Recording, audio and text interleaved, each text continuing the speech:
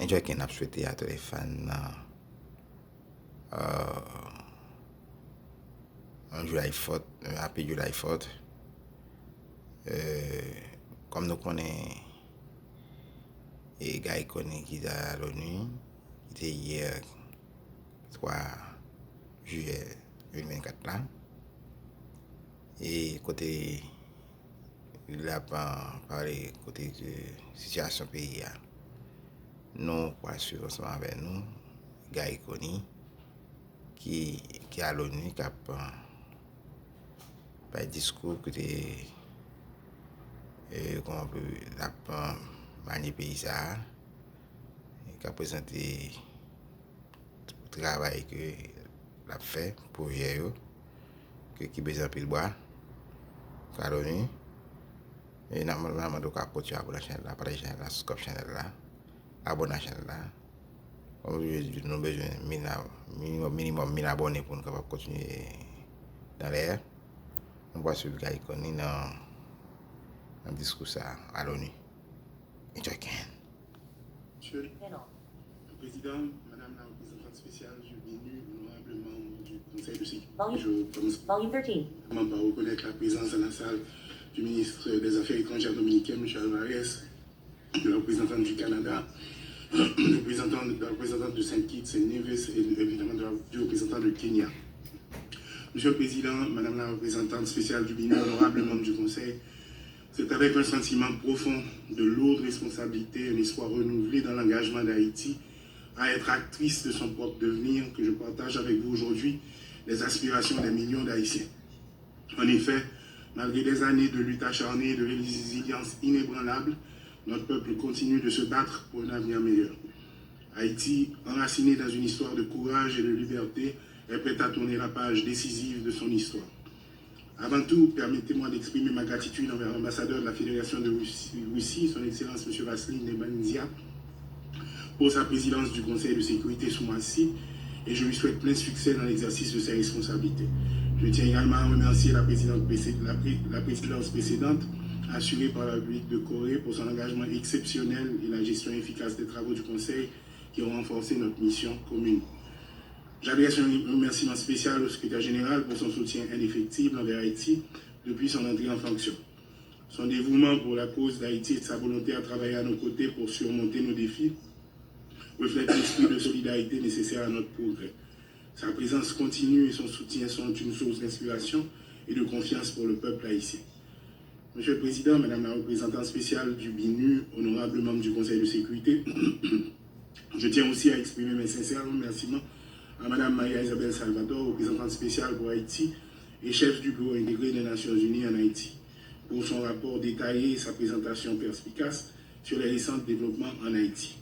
Madame la représentante, votre analyse approfondie et vos observations critiques offrent une importante note de compréhension des enjeux actuels. Je remercie également les membres du Conseil pour leur intervention précieuse aujourd'hui. Votre dévouement et votre engagement en faveur de la stabilisation et du progrès en Haïti sont profondément appréciés. Nous sommes conscients des préoccupations soulevées par le rapport du BINU et partageons l'urgence de résoudre de manière durable les problèmes sécuritaires exacerbés par l'activité des bandes criminelles. Ces défis menacent le tissu social et économique de notre pays et entravent nos efforts de reconstruction et de développement. Le rapport souligne également les progrès dans la mise en place de structures de gouvernance transitoires qui sont vitales pour la stabilité politique et sociale d'Haïti. Nous encourageons donc le support du BINU dans l'appui du processus politique pendant ces périodes de turbulence politique. Ce rôle reste important pour réduire les tensions, préserver et multiplier les espaces de discussion, encourager le dialogue interhaïtien. L'établissement d'une collaboration solide et d'une coopération efficace entre les autorités nationales de la transition, la mission multinationale d'appui à la sécurité et le BINU demeure fondamental et nous aidera dans notre mission de rétablissement de la sécurité et de restauration des institutions démocratiques qui sont des chantiers stratégiques de la transition. Monsieur le Président, Madame la représentante spéciale du BINU, honorable membre du Conseil de sécurité, la solidarité entre les peuples est rudement mise à l'épreuve par les conflits locaux, nationaux et internationaux. Près d'une trentaine de conflits majeurs affectent en ce moment les populations, provoquant ainsi de graves crises humanitaires et des nombreux corps de personnes déplacées. Pourtant, c'est dans ces instants fort difficiles que la solidarité tient sa quintessence.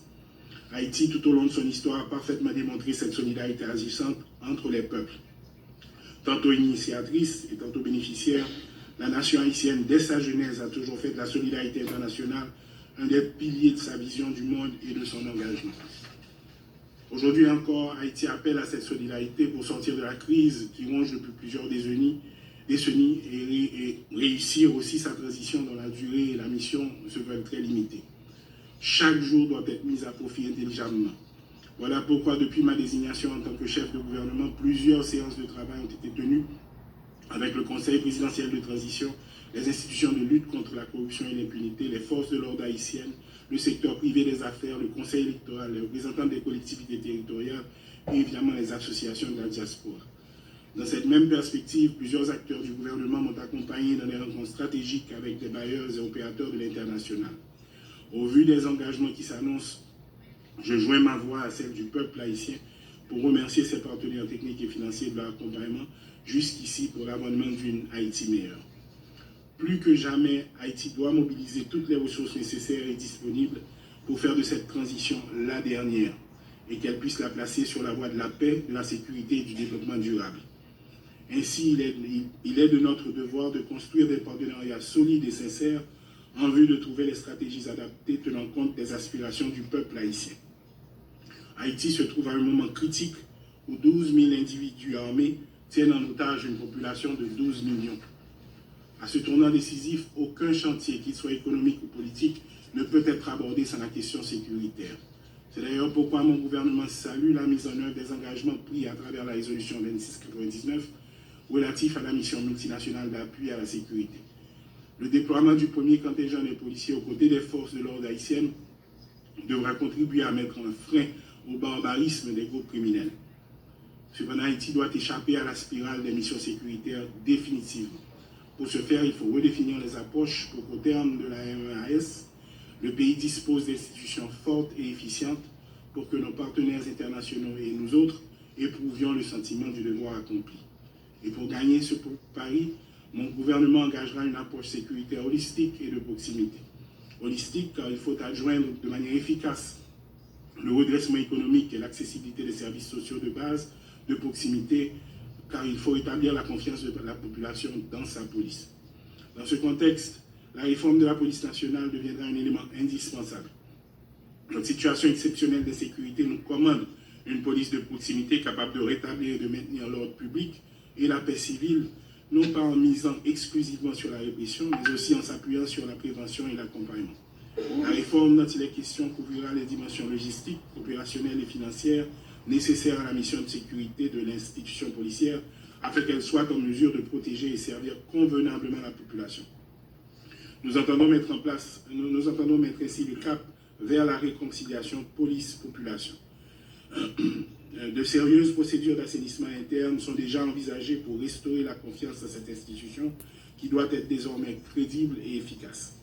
Les forces de l'ordre haïtiennes et la mission multinationale d'appui à la sécurité ne peuvent à elles seules garantir cette paix définitive qui se veut être le paradigme de ce nouveau gouvernement. Faire de la sécurité la question de chaque village, de chaque communauté, doit impliquer le soutien de la population. C'est la raison pour laquelle je préconise l'élaboration d'un plan global, intégré et réaliste pour accompagner la population. Celui-ci doit prendre en compte l'établissement d'infrastructures adéquates et conformes aux normes de construction moderne, la réorganisation de certaines villes, la réhabilitation et l'implémentation de services sociaux de base fonctionnels et le développement de pôles d'emploi